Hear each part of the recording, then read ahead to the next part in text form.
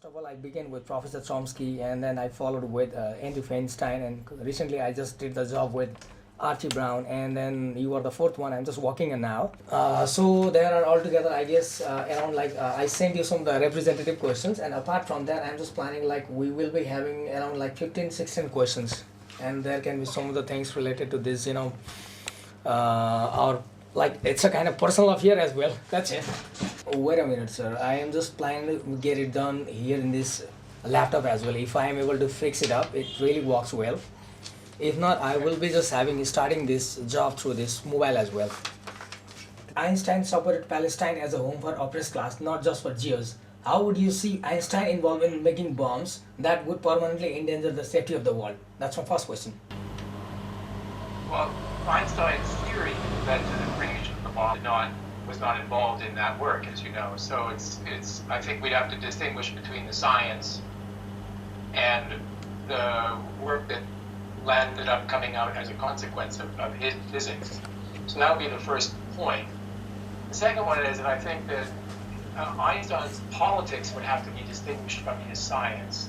Einstein's politics were, in regards to Palestine, extremely interesting, and I think quite unknown by most people, that he was very much on the side of the Palestinians, and very much on the side of that we needed to create in Palestine a region and not a country, and that region would be a safe haven for people who are oppressed by the forces of either capitalism or nationalism or oppression.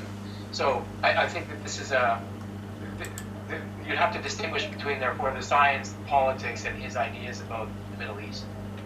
Secondly, I have the next one. You were clear that Lenin, Stalin, or Mao had nothing to do with the communist vision of Karl Marx, as you have already written in the book as well. But there are lots of people who take similarity to the teachings of Marx with the actions of Lenin or Mao. What's your point on this? Yeah, there too. Really, first of all, I think we have to distinguish between different eras in Marx's work. So the early Marx versus the later Marx. The Marx who was doing an analysis of capitalist society versus the Marx who ends up writing the Communist Manifesto, which is much more of a political tract. So I think it's appropriate, first of all, to talk about which elements of Marx's work you want to draw upon. And secondly, to say that in the same way that Adam Smith is apparently at the heart of American capitalism, so too is Karl Marx considered to be at the heart of Maoism or Stalinism or Leninism. I think it is honestly quite a large stretch. The application of the kinds of theories that Marx was talking about into a state apparatus is bound to be an imperfect business, and I don't think there's anything that's clearly in Marx that comes to be reflected either in Leninism or in Stalinism. So, and I think that the example of Adam Smith in regards to the United States is a good one in this sense also, because if you were to read Adam Smith and then see contemporary capitalist society in America, it would be very difficult to find out where the concordances lie.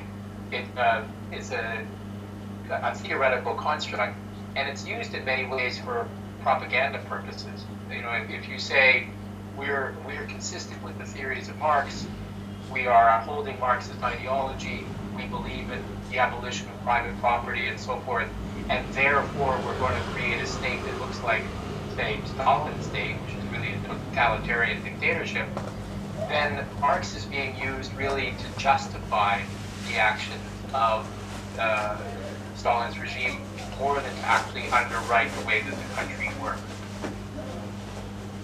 Okay, thanks, sir. I got the next question. I'm just basing on the similar idea. Could you put some light in the split in theoretical ideas between Rudolf Rocker and Karl Marx, as you have written in the book?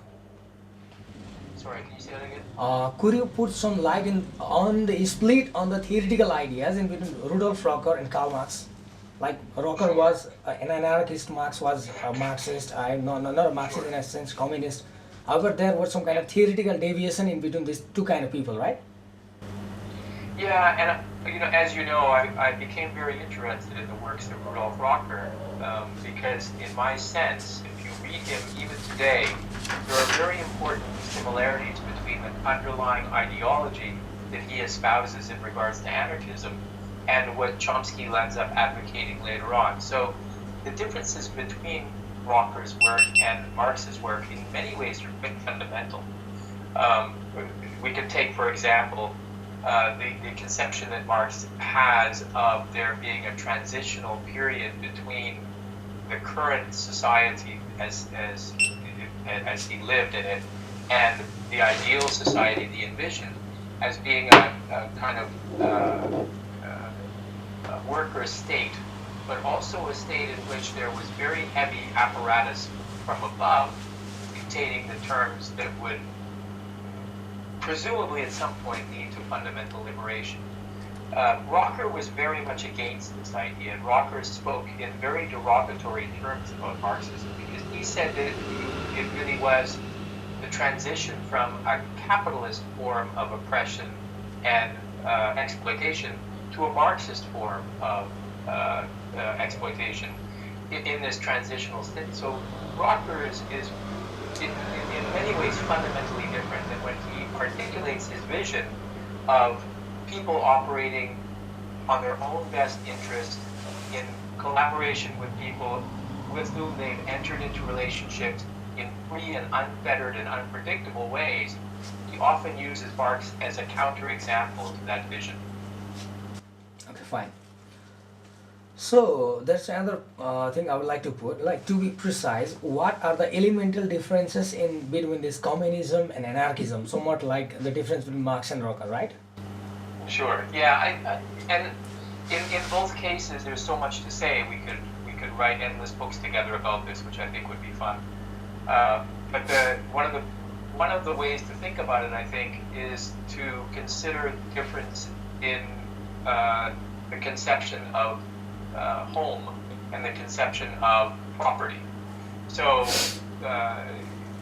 if we consider, for example, Rocker's version, there is an idea that people are attached to the world from which they come, the land. We see this in a film called Land and Freedom, the idea that people who are attached to their land, in the same way that people who are attached to their production of goods, feel a relationship to it, feel a sense of belonging with it, a sense of home, a sense of propriety.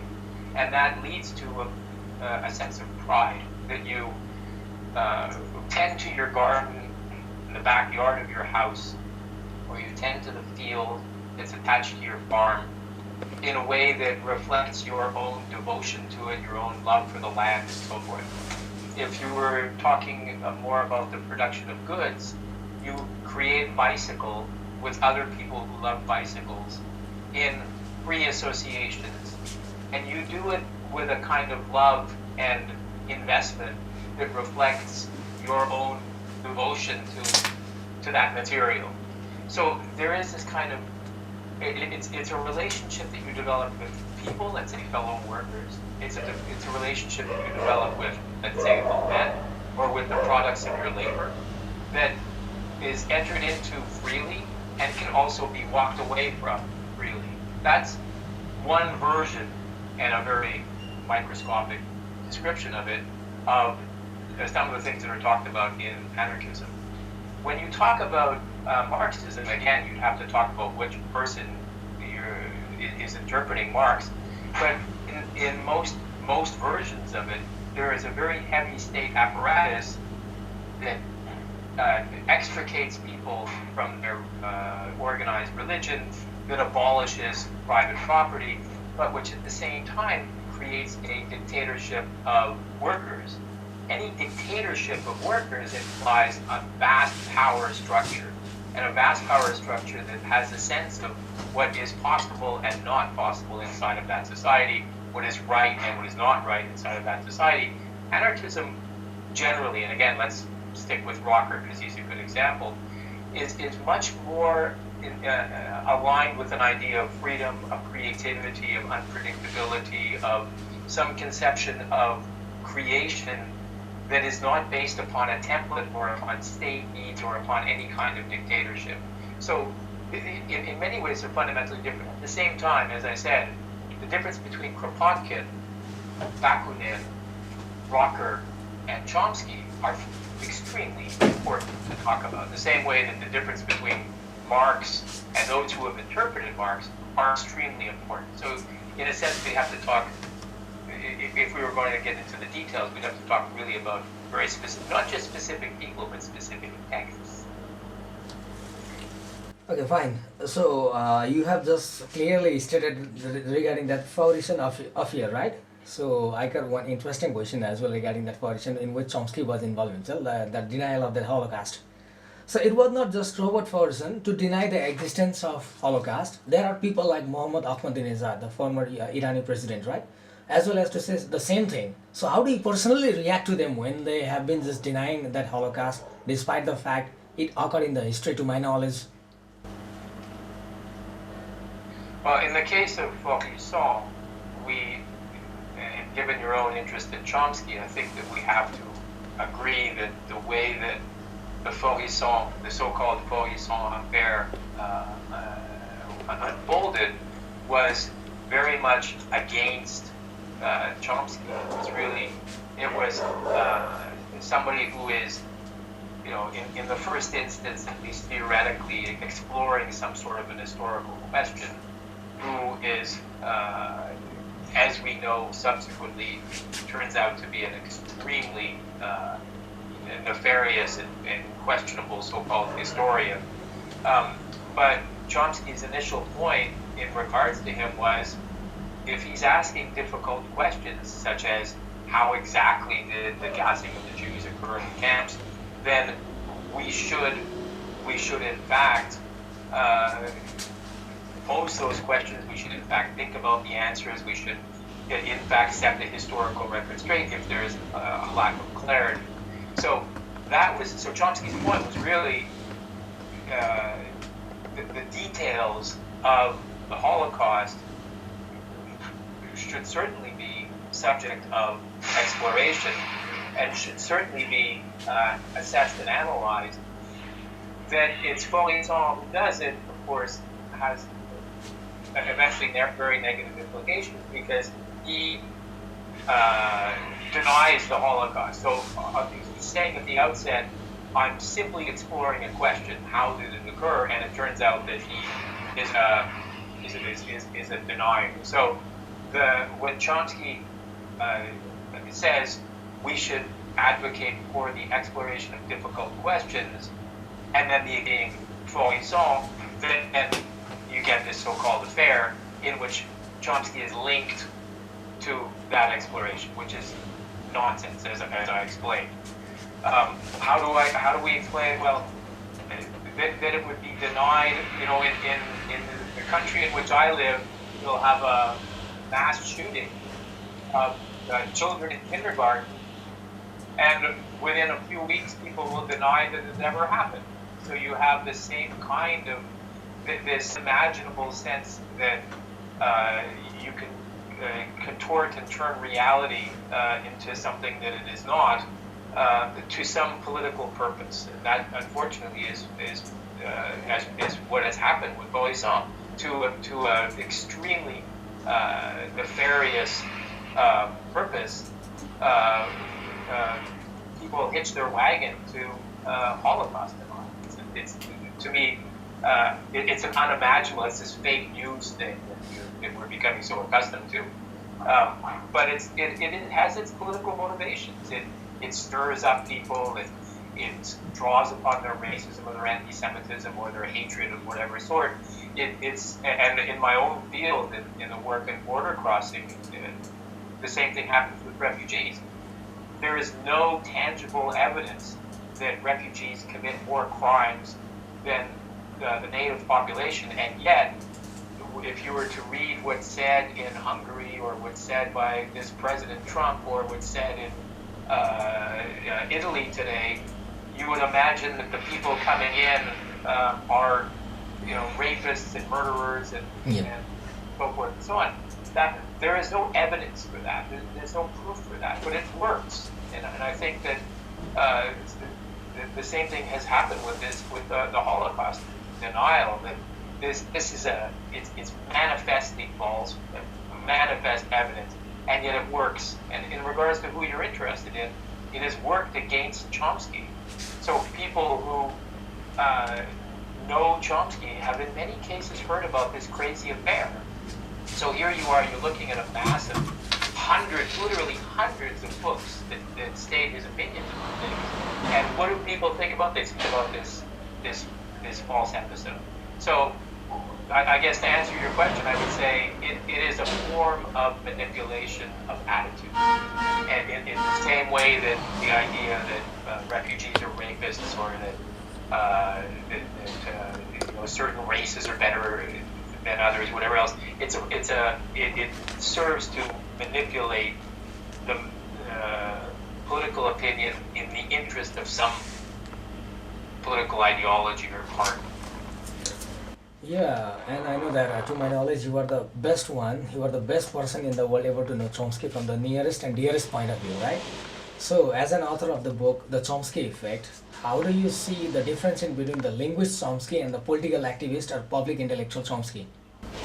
Yeah, so this is a question that he's often asked. So what is the relationship, people ask, between your politics and your linguistics? And his answer, as you know, is always the same, which is they are different realms. That the linguistics upon which Chomsky works is science. It's asking very difficult questions about the relationship between language production and the brain that produces that language. So it's a very complicated, very scientific exploration of questions that are at the very heart of human existence. And to study his linguistics is to get involved in some of the most difficult questions that you could possibly pose about, for example, the nature of human nature, where knowledge comes from, how knowledge is produced, how the brain produces language, what is the internal equipment with which we're born, and what is the relationship between that brain that's inside of our heads and that which we end up producing. Those are very, very precise questions that require deep dives into neuroscience, into linguistics, into philosophy. It's extremely complicated. That's his day job.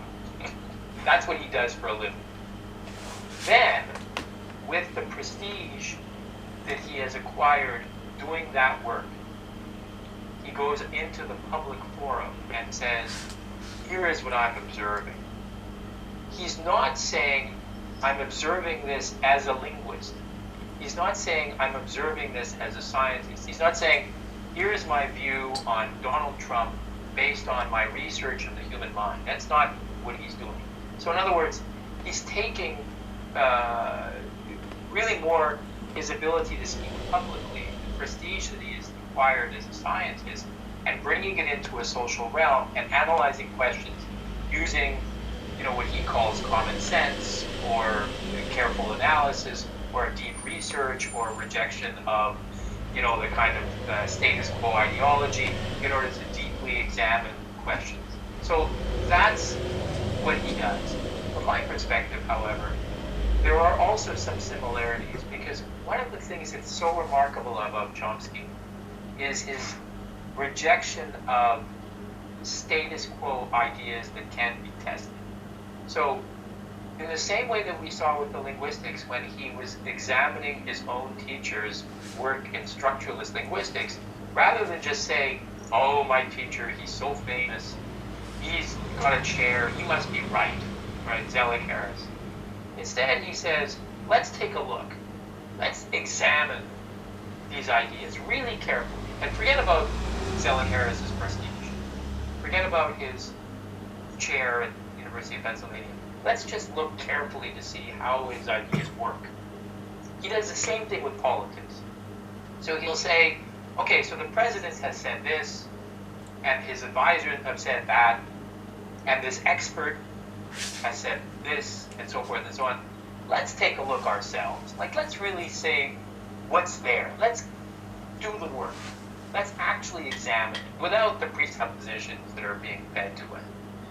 So what I'm suggesting is that there is a similarity. In the same way that he says the linguistics need to be carefully examined, and if the hypothesis does not stand up to scrutiny, then we're going to we're going to examine it differently. He does the same thing with politics. So I think it's this kind of investment and this sense that, and even if you don't mind me going back for a second to Feuillet, his point originally with Feuillet is, look, you're asking hard questions. You're asking a very difficult question. Let's ask him, how exactly was the gas that burst that murdered these people? That's a very hard question. How did people then remove the bodies and then bring new people in? Those are hard questions. But let's ask them. Let's ask them rather than just taking something for granted. Let's ask the question. That's where he becomes where he got into trouble with Feuillet. Is that Feuillet wasn't asking them actually as a historian. He was actually asking them as a Holocaust denier with all of the presuppositions that implies. Okay, so you are the expert of this international refugee law as well as international law, right? So I was law. It was like 2-3 years ago. I don't know where it was, but I was just seeing one of the movie based on this Edward Snowden, and that was all about citizen for. As you know that he has been residing in some kind of alias somewhere in, right? So when I was seeing the documentary, I could just see one of that Ben Wisner's. Ben Wisner, he is Edward Snowden's ACLU lawyer, who says that 95% of charges on Snowden is a political case and 5% is just a criminal case. And everyone knows that he has been treated under Espionage Act 1917. And to quote Howardian, what he has said is that the Espionage Act 1917 was just enacted to ensure that anybody else who would speak against war during the First World War, were to be imprisoned. So what's your stand on Snowden now? In regards to Snowden? Yeah. And the quote made by this Ben Wisner that 95% of charges on Snowden, according to this Espionage Act 1917, is a political one and just 5% is the criminal case. Sure. Well, again, it gets back to the themes, and there are interesting red threads that run through your questions. The Snowden case, in a sense, Snowden acted like the ultimate American, at least in an idealized conception of an American. So he is working for an institution that he discovers is engaged in actions that are inconsistent with its apparent mission. He, rather than just saying, well, I work for them and they're the bosses, so they must know.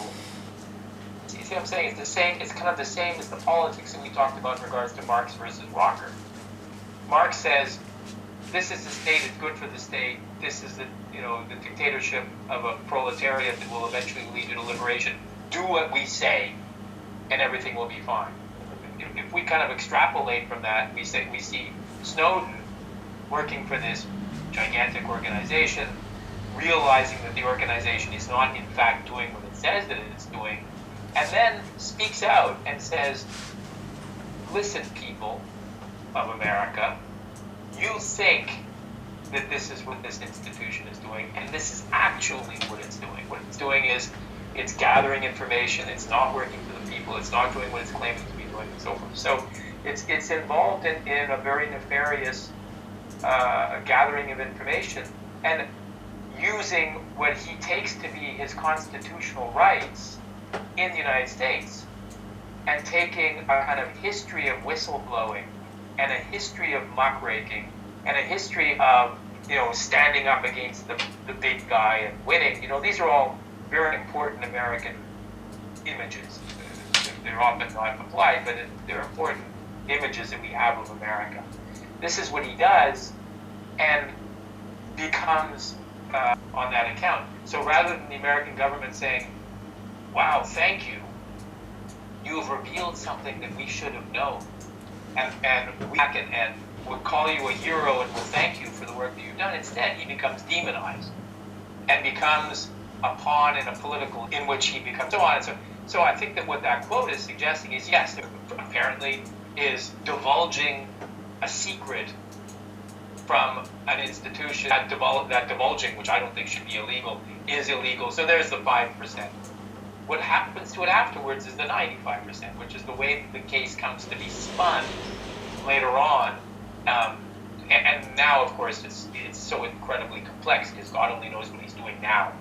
So it's a complicated question. But like I said, what I find interesting about your questions is that there is this consistency between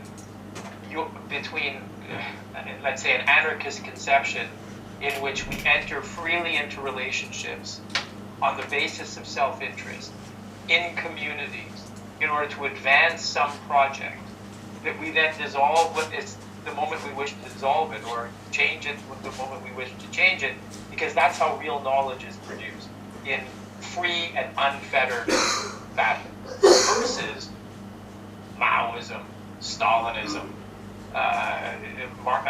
Leninism, and so forth, more contemporary, like the work in a contemporary corporation, where you work within a very powerful frame that dictates what is acceptable and what is unacceptable. If there is a frame that dictates what is acceptable and unacceptable beyond, say, natural law, beyond the obvious things, if you don't want to do things that are obviously going to hurt people, then you can't push the boundaries of knowledge. Knowledge creation happens when we push the walls, when we exceed, and that's how Chomsky's career began. Yeah. Chomsky's career began, and that's why he loves to say, when I finished my PhD, I was not qualified in anything. What does he mean by that? What he means by that is that linguistics, in the way that it was described at the time, was, for him, inaccurate. So he had developed, through his careful investigation, another way of seeing language production that actually goes back to the 18th century. So he says, if I were to stay inside of that framework, if I were to stay locked in the presuppositions, never created anything interesting. And you and I, in our conversation, if we stay in carefully construed boundaries, we'll never reach new heights. So so if we go back to Snowden again for a second, Snowden is saying, I am not allowed to say what I'm saying, but that should be public. That in fact that I'm not allowed to speak out. It's illegitimate work for a company that then tells me I can't divulge important information. That's illegitimate law. So get back to the anarchist, the absolute basis of which is it is against arbitrary authority. It's against anarchism. To me, most of its manifestations is against arbitrary authority. You can't lead the nation if you have a red hat on. You can't, be a doctor if you have whatever color of skin. That's arbitrary authority, and it's always against that. Even if it's illegal, they're against it. Yep, okay. I get the next question. So it's some kind of this funny thing, whenever US government talks about this human rights or something like international law and so on. But every time I just turn over the pages of books written by Professor Chomsky or some kind of alternative history regarding US, I just find that actually US is the biggest violator of human rights when we just talk about Gitmo, Guantanamo Bay or Abu Ghraib. Can't we say this is a kind of serious US hypocrisy? Yeah, there is a fundamental hypocrisy. Again, let's take the example in where I work on border issues.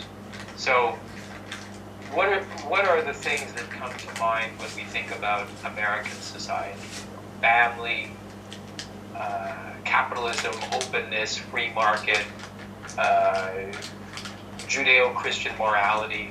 These kind of basic, fundamental, so-called American values. And in the name of those values,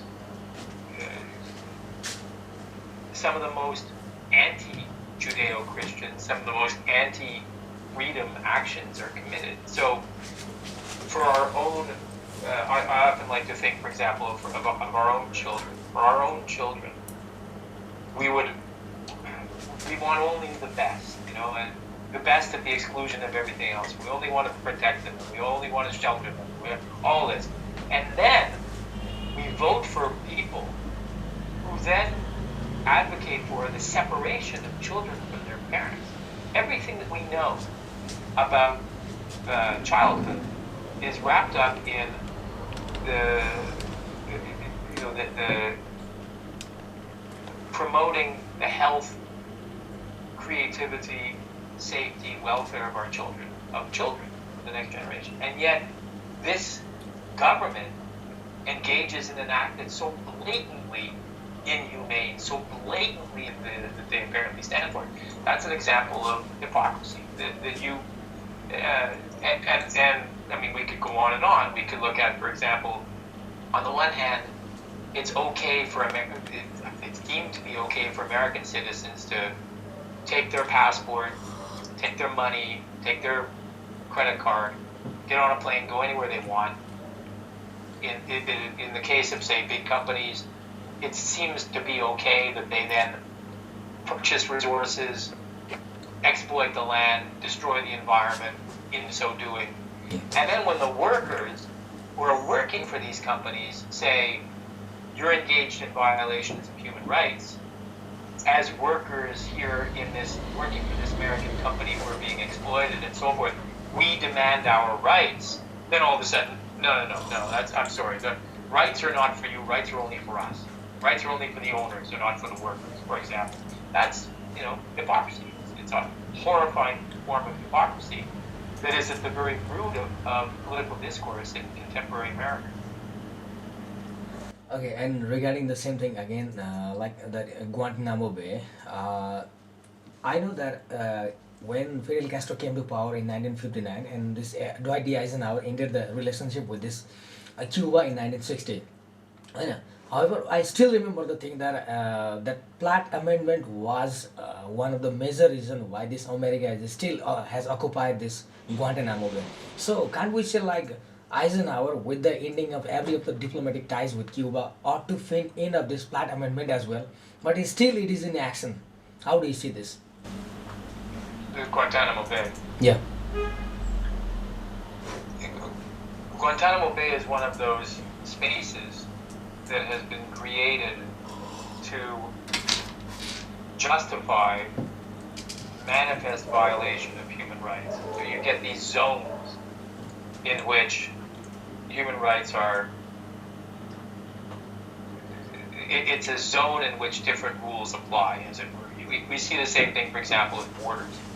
Borders are zones where different standards of conduct apply. And in a place like Guantanamo Bay, or frankly in places such as refugee detention centers or borders, we have these kinds of spaces give people in power, those in power, rights that otherwise far exceed what is normally deemed to be acceptable. The rights to interrogation, and the rights to certain forms of torture, and the rights to incarceration, and the rights to solitary confinement, so forth and so on, that we would otherwise deem to be unacceptable. So I think we need to think about spaces like Guantanamo Bay, but I also frankly think that even spaces like border searches and so forth can so easily be exploited outside of the normal dominion of law. Law which demands that you have your day in court, and that you are properly represented, and your voice is heard, and so forth. Unfortunately, in contemporary society, there are many efforts that are being undertaken to ensure that those people who can vote, those people who can speak, those people who can be heard, those people who can exercise the rights, is a smaller and smaller minority of people who are the owners, and that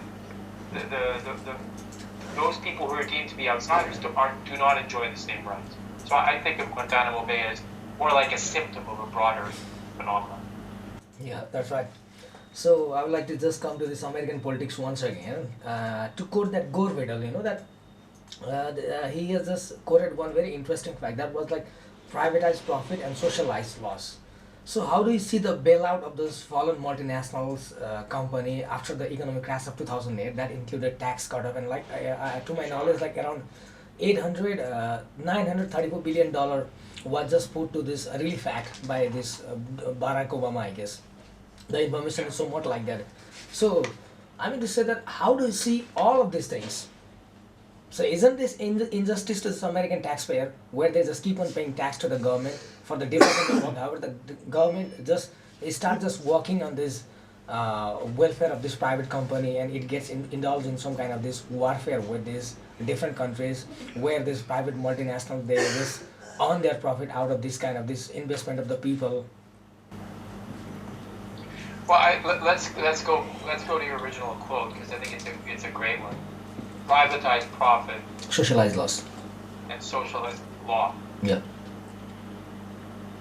We take that apart. If we think about what it means, there's a whole lot there that I think is very apropos to your question and apropos to all of your questions. So let's take, for example, the realm of education. Education is massively funded by taxpayers. Universities engage in research with taxpayer money. Students are hired, sometimes they get stipends, with money from the taxes, right? They then work with diligence and care and effort on state-supported research projects, say paid for in this country by the National Science Foundation or the NIH or whatever. So that's public money that goes in. And with this public money, they produce knowledge. They produce inventions, they produce ideas, they produce advancements, which are then handed over to private companies, who then benefit from it. So we have supported the creation of the internet, or we've created the spread of, the diffusion of electricity, or the ability to open up airspace for airplanes to fly, and then we subvention the building of those airplanes and so forth and so on. And then we pay for them again, but this time to the private company. So first we paid for it in our taxes, and then we pay for it again through a private company. Then when that private company runs into trouble, let's say 2008, they're then bailed out again. So we paid for them, we paid for the development of their ideas, we paid for the development of the technology, we paid for the education of its workers, we paid for the health care of its workers through taxes. The company has then profited from all of those things, and when the company runs into money problems, we pay for them again. It's a system that does not benefit the people. The taxes that people are paying are going towards great things that are then being put to exploitative purposes. So I think that's so. I like very much that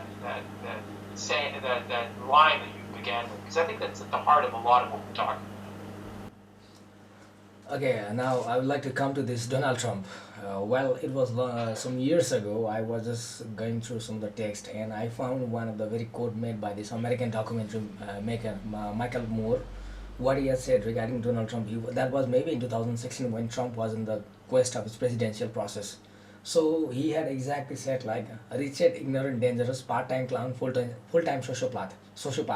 That was the exact statement made by this Michael Moore regarding Donald Trump. So how do you see the rise of this guy, Donald Trump, in American politics? Well, it's a huge question, and it's always on everybody's mind.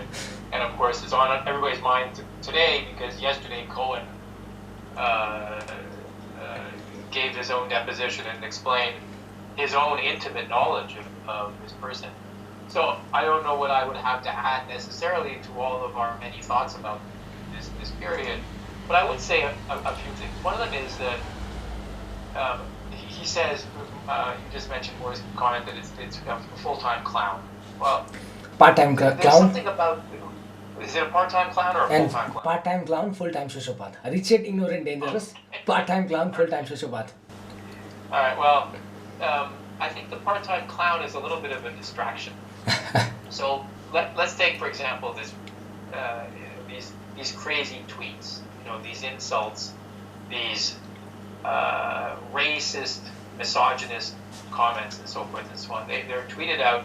People are abhorred naturally, or his base is excited, whatever happens. But on the basis of that tweet is created a whole firestorm of commentary about what was he thinking, and was he in his pajamas, and was he watching TV, and does he actually believe this, and what does he know about this, and did he read about it? Endless discussions go on and on and on, right? But what actually happened? Forget about the tweet. What's actually happened? Well, on that same day, some environmental provision was eliminated by the Republican powers that be, or some judge was nominated who's manifestly not equipped to do the job for which he's been nominated, or some person has been promoted to a position for which he's not qualified or she's not qualified. So all these things are going on day after day after day after day that are destroying the environment, that are undermining workers' rights, that are undermining the Constitution, that are undermining the rights of refugees, that are undermining the rights of minorities, that are taking away voters' rights. All these things are happening all the time in the last 2 years, let's say. And what do we talk about? We talk about the clown, the part-time clown, who's been saying all these crazy things. Because it's like watching a car crash. You can't get your eyes off of it. It's so wild. It's so, you got strippers, and you got prostitutes, and you got people being paid off, and you've got shell companies, and you've got fake universities, and you've got all this stuff that we couldn't have imagined could ever have been the sort of subject of American political life. That's now become just mainstream. So you watch it like you watch a horror film. But what's actually matters, what actually is going on under the surface, is a transformation of society away from workers' rights. It's a transformation of a climate that is we're on this collision course with reality, which is a global warming on account of the massive pollution that happens in the face of our having technologies that could, solar power, that could slow the devastation. And instead, that's not occurring at all. We're just all looking at the clown. So I think we need to quit looking at the clown who's looking at himself. Think about the policies that are occurring, because it's really frightening. So you mean to say that clown is a kind of distraction to the common people? Totally. And in the same, and it's again, let's develop another red thread. You have Noam Chomsky, who we both admire. You and I have read his books. You think there's so much knowledge here. There's so much care put into analyzing the Vietnam War, the Cold War, the nature of political power, the nature of political discourse, whatever. There's all this careful work that's been done. And you say to somebody, so, have you read that book? Oh, Chomsky, the Fourier affair. What about the Fourier affair? And you say, that's nonsense. That's a distraction. Read the books. Read what's actually in the books. Don't read the distraction. Distraction is nonsense. It's a distraction. Same thing with the politics of Donald Trump. Look at what's actually happening to the country. The distraction of strippers and whatever else, it's all very entertaining if that's your cup of tea. But what's going to be the legacy of this government is the destruction of the environment, the abolition of workers' rights, the destruction of immigrant rights, the destruction of refugee rights, the destruction of minority rights. That's what's happening. That's what matters. Not, Stormy Daniels or whatever kind of wild thing that we're talking about. Okay, fine. So, as an American professor, what are your views regarding the wall to be made in the Mexican border? Like the clown has just been talking on, and that was even the manifesto during his election campaign. The wall. Yeah, Mexican wall. It's another. What's right? The Mexican wall, which he is supposed to erect there in border in between this Mexico and America. So it's hard to. It's again like so many of these questions. It's hard to even know where to begin. We could begin by just imagining the madness of a cement wall between, not just between two national, but between two national regions which have, as long as human history, movement across, as long as these this land has existed. There has been movement across it. The actual border, the enforceable border, the enforced border between Mexico and the U.S. is a very recent phenomenon. And in fact, the flow of people across, the communities that were formed on both sides that had interconnections and so forth and so on, that's been the history of that region. Now all of a sudden you come up with this, well, again, it's a distraction. Obviously it's another distraction. This idea of some wall that's going to protect us from what? What exactly are we being protected from? Are we being protected from Mexico, with whom we have unbelievably close economic, financial, and social ties? Are we being protected from the flow of animals across the border? Are we being protected from so-called rapists, when in fact we know for sure that there's absolutely no evidence that there's any more criminality committed on one side or the other? What exactly are we building this thing for, and at what expense and for what purpose? Every part of the question is crazy, and and again, it goes to these kind of fundamental reasons. So, what do we say about the United States? The United States is a free market. Okay, what's a free market? Well, a free market is you produce on the basis of needs, and you consume on those basis, and when the needs diminish, so too does production. Whatever. Also, goods are flowing across the border. So if you make something in Mexico, we can buy it over here. When you make something here, you can buy it over there. This whole idea of so-called free trade, this whole idea of capitalist distribution of goods, all these things that are sort of in our minds in this so-called Adam Smith country of the world. On the other hand, and so of course companies love this, right? Companies they drive their trucks and they go across the border and they bring mail and they bring food and they bring durable goods and so forth. And big companies in America love it because they build factories in Mexico that make goods that the U.S. then consumes. And they make them for cheaper in Mexico than they do in the U.S. So they have these gigantic factories in Mexico that are operating, and then they ship the goods back to the United States. So every image that I've just given, the image of free movement of stuff across the border, free movement of goods, free movement of workers, free movement of animals, free movement of resources, free movement.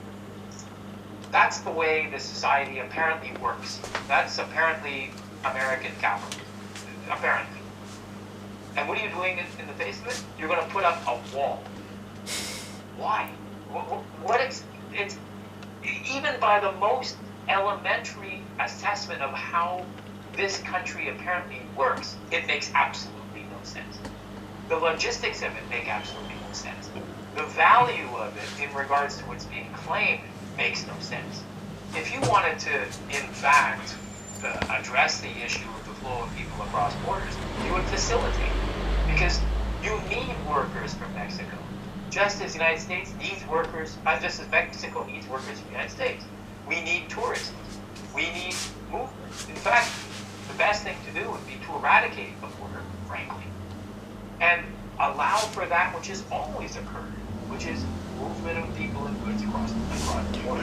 The wall is counterintuitive in every possible way. It's not going to happen, certainly not the way it was described in a 35-foot Greek wall. It's the dumbest thing you can possibly imagine.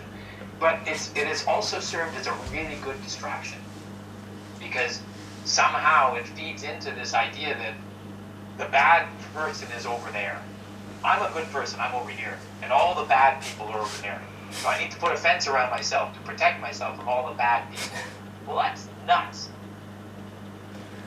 Okay, now I got some of the questions related to you and my country as well. Okay, to my knowledge, I was chatting to one of the guy last time, and he just told me that your book, The Chomsky Effect, has been included in the master's degree in Midwestern University in my country. So how do you feel to this thing? I'm so grateful to hear that. That's very sweet. I'm very glad. I'll tell you a little bit about that book, because it's kind of an interesting story. So I wanted to write a little book about a man who was very influential to me. named Noam Chomsky. He had done so much. He had written so much. His life was so complex. I wasn't imagining writing about this man's life. I was writing about that which I became interested in regards to what existed, which is what are the ideas that influence this person? Where did his ideas come from? He didn't just create everything. There must be some history. So the first version of my book was called, of the biography was called Noam Chomsky's Idiots. So what does Descartes have to do with Chomsky? What does Condorcet have to do with Chomsky? What does Rudolf Rocker, and what does he have to do with Chomsky? Those things were to me very interesting, and often they weren't really talked about.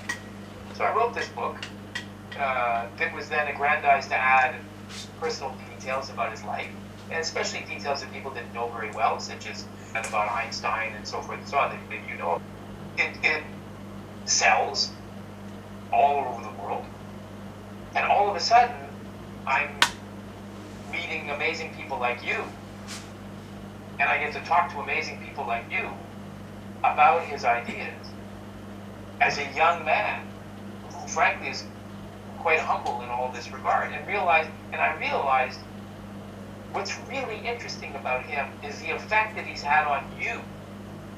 What's really interesting about him is not only his ideas and not only his life, but what he does to people when they read him. And one of the things that's interesting about him is that he makes people feel free. He gives you a kind of openness, a kind of permission, he grants you your own thoughts. It's so anti-oppression, it's so anti-arbitrary authority, that when you read Chomsky, you feel, wow, my ideas matter, or my community matters, or I want to know about other communities, or he creates, to me, curiosity. He stimulates creativity. He creates a conversation between you in Nepal and me in Tennessee. That's amazing. I would never know you otherwise. He does that. So I thought, okay, this is, in a sense, almost more important than anything, this effect. So I wanted to write about his effect. What is his effect on young people? What is his effect on older people? Why do people love him so much? But also, why do people hate him so much? Why do people choose to create these crazy ideas like the Foley Saw Affair or the Pol Pot Affair? Or why do they buy every book and read it like it's the most important thing they've ever seen? Why do people have dolls of Noam Chomsky or, Chomsky on their car? Or, what does he do? How is that? And that's when I became interested in this Chomsky effect. And I tried to understand it. What is his effect upon our thinking about law? What is his effect upon our thinking about language? What is his effect upon our thinking about popular culture? What is that? It's a fascinating phenomenon, and I very much enjoyed working on that. It was something that was, to me, extremely exciting. Yep, I too enjoyed reading your book, The Chomsky Effect, and that's there with me right now in my bag. And I just to ensure, first and foremost thing as I was going, to figure out every of the ideas, I have the habit of just underlining, highlighting every of the keywords there. So if I can just show you the page, then you will just find every of the pages written something else and so on. And first of all, I had not actually given so much interest to the book because I was gifted the book some years ago, like 2 years ago, but it was in my reading list. However, I had not started. But as I started going there, I just felt that actually I had done one of the blunder mistake in my life, ever to postpone the book for like a year or two, because I just found the book you have written, it's really interesting. It all began from that the jokes on Chomsky, like the joke about his coat, and someone just trying to beat on his head, and some very unknown guy just said, wait, you are not allowed to beat in his head because his head is so much valuable, and so on. I just was really inspired by the book, the way you have written. Okay, I got another question. Do you ever plan to come? Desperately waiting for the Western intellectuals ever to be here in our country. Unfortunately, very few people they ever land here, and I try my best to ensure that Chomsky is coming. But you see that, as you already told, that he is in his ripe age, right? So, do you ever country? Because there are lots of people who like to wish. I would absolutely love it. Please. I would love to go to Nepal. In fact, it's a dream. My wife is a dancer, and she also practices yoga, and she is very interested in Nepalese culture. And the two of us also, we go hiking in the mountains every year. We love mountains. So yes, we would love it, and we will come to Nepal. If that would be a good idea, we will come there with pleasure. Make sure that if you ever come to Nepal, then you're hiring me as your tourist guide. I will call you instantly. Okay. So there's another thing, like you are just on the verge of getting your this book hats, right? Yeah. So you promised me a signed copy of your latest book hats. So when I'm getting it? You say I need your address. Are you sure? Yeah, just give me your address. I'll put it in the mail today. Okay, I'm just hopeful that I'll get it. Could you just elaborate the concept, like what's all there in that book Hatch? Sure. So, Hatched is a novel. It's something that I think you would find fun in light of what we've talked about. It's a novel based on the idea that there are three friends, and they say, we don't like the direction that American capitalism is taking. We want to change America and bring it back to its ideals. Like, these are young kids, maybe like you and me. We say we believe in social justice, and we believe in the vision of America. We believe that it's been undermined by contemporary capitalism. So they have this crazy idea, hey, if we ever make a lot of money, we're going to forge billions of dollars. And we're going to give that money to poor people all through America.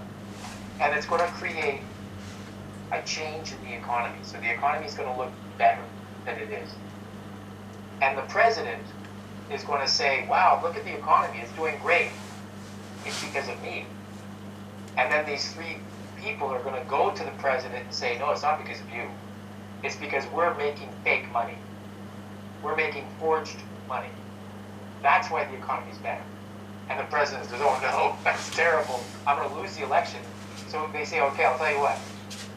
We won't say anything if you change America in the directions that we're suggesting. So protecting workers' rights, protecting the environment, so forth and so on. So it's a story about forgery, and it's a story about friendship, and it's a story that takes place inside of an egg. So there's a restaurant that is in the shape of an egg. And in this restaurant, they only cook eggs. So they have very fancy dinners, but everything is made with eggs. So my idea is that the plan to improve American capitalism is hatched inside of this egg restaurant. So there's eggs in there, and there's workers' rights in there, and there's forgery, and there's friendship, and there's love, and there's all sorts of crazy stuff. Dream that I had. When I was with my wife on our honeymoon, I dreamed this idea, and I wrote it as a novel. But I actually have a passage in there about Rudolf Rocker. There's a chef. He works in the egg restaurant, and he has a girlfriend who works with him. And he says, I've discovered this amazing guy named Rudolf Rocker. And he tells her about it. So you'll see in there Rudolf Rocker also is present. So I just feel the novel is somewhat very interesting one. I'm just desperately waiting to get the copy to ensure that, and I can just just proudly show to my friends as well. Like actually this is the book sent to me by the author himself from the United States of America. And then he is a professor in Vanderbilt University, and he holds some kind of international reputation, and I have a personal link with him. I can show that. Well, I would be honored. I would be honored for you to have it. When are you seeing Professor Chomsky? So if you ever see him again, I don't know, like last time I was saying that thing in this Facebook as well, that you were just walking to him side by side, and you have written lots of this thing in that book, The Chomsky Effect, regarding this relationship with Chomsky, that you go to meet him, you talk to him, you just stay with him for hours and so on. So I don't know when you are just saying Professor Chomsky, but it's my dream, and not just me, but every of the Chomsky conscious reader in our country, they prefer to see Chomsky face to face.